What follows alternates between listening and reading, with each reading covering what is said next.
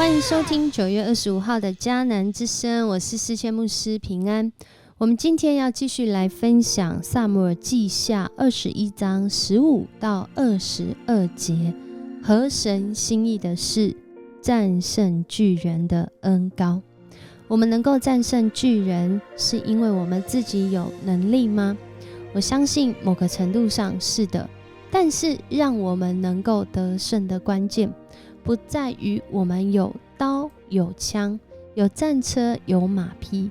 更是在乎我们是否信靠这位让我们得胜有余的上帝。在今天 RPG 祷告的经文在撒母耳记上17章47节，这是大卫说的话，而且是在他很年轻的时候说的。他说什么呢？他说这里的每一个人也都知道，上主不需要用刀或矛来拯救他的子民，他战无不胜，他要把你们交在我们的手中。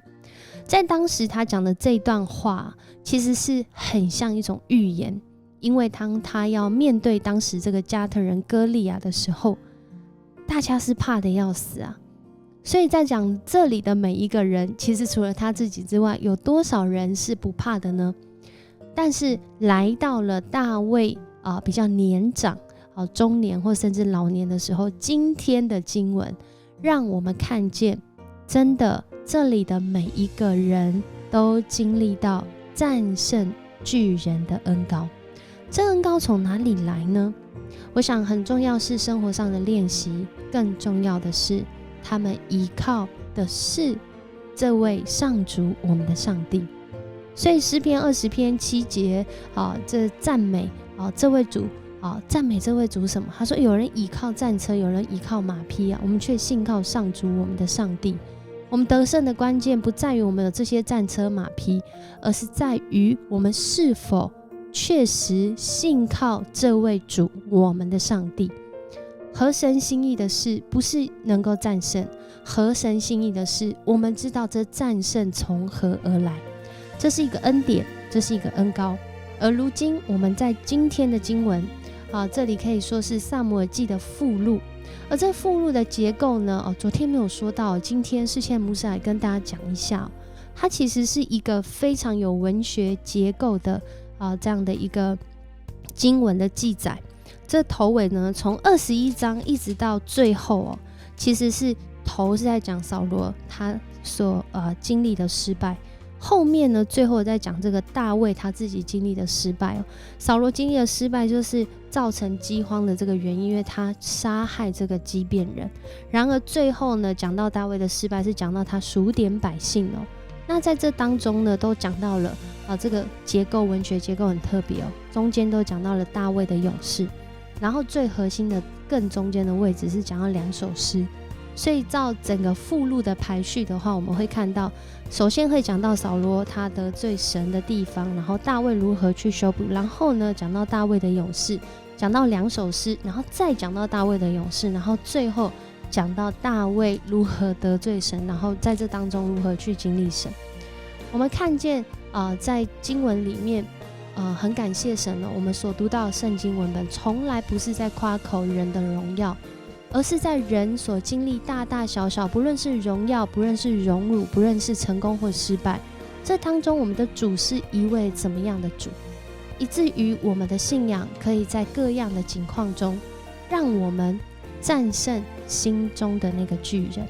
我们领受这样子的恩膏，你今天领受了吗？今天的经文说到非利士和以色列之间又有了战争，大卫带他的部下去打非利士人，在这一场仗打下来，大卫疲乏了。这是第一次说到大卫疲乏了在讲战争中他疲乏。有一个巨人叫以实以比诺，他带着重3.5公斤的铜矛配着新剑要杀死大卫但是那个时候喜路亚的儿子亚比筛就过来协助大卫攻打那非利士人，把他杀死了。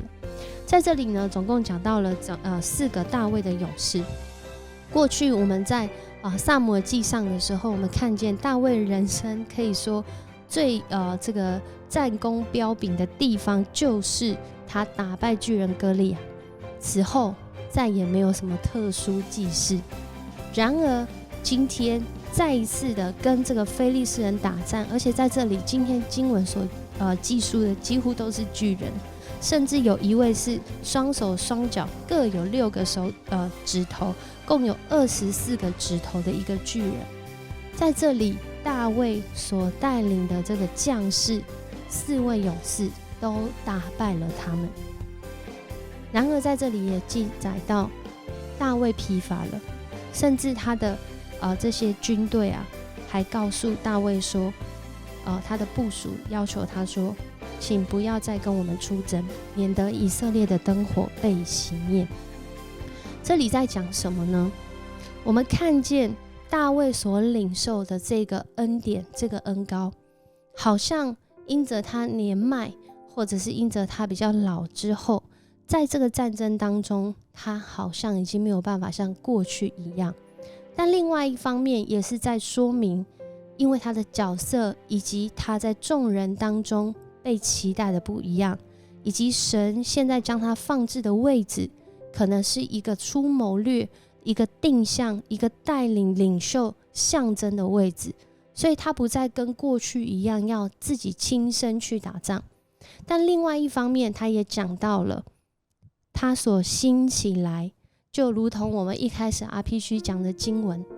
这里的每一个人也都知道上主不需要用刀或矛来拯救他的子民，他战无不胜，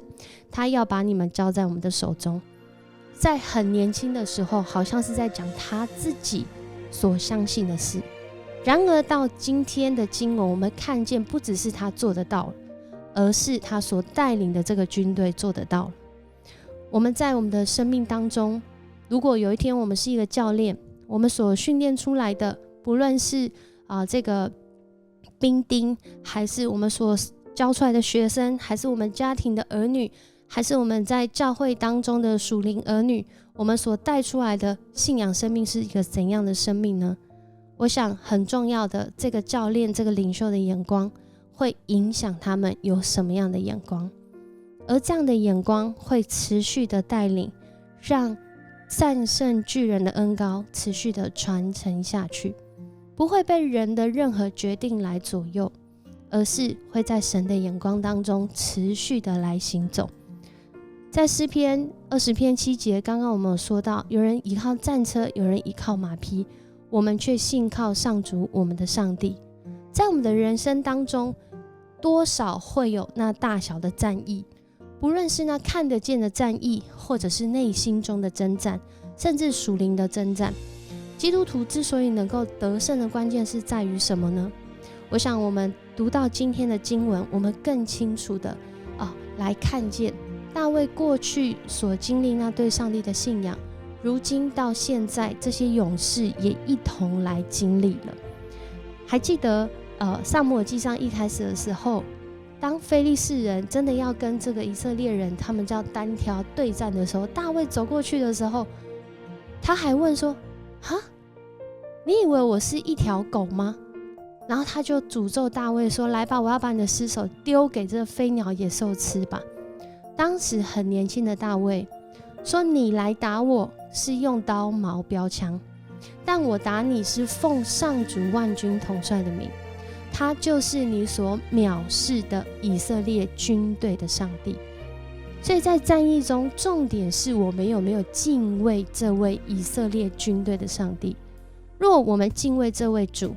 我们的战役是在主的心意当中来行走的时候，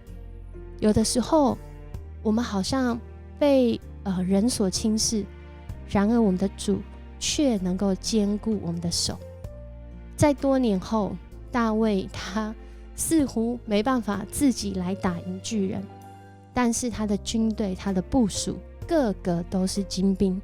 能够战胜当时的巨人，更多的巨人。因为我们领受这样子的恩膏，是一个战胜巨人的恩膏，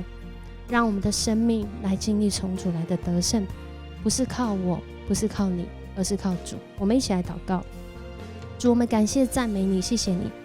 让我们看见主战胜巨人的恩膏已经从大卫自己的身上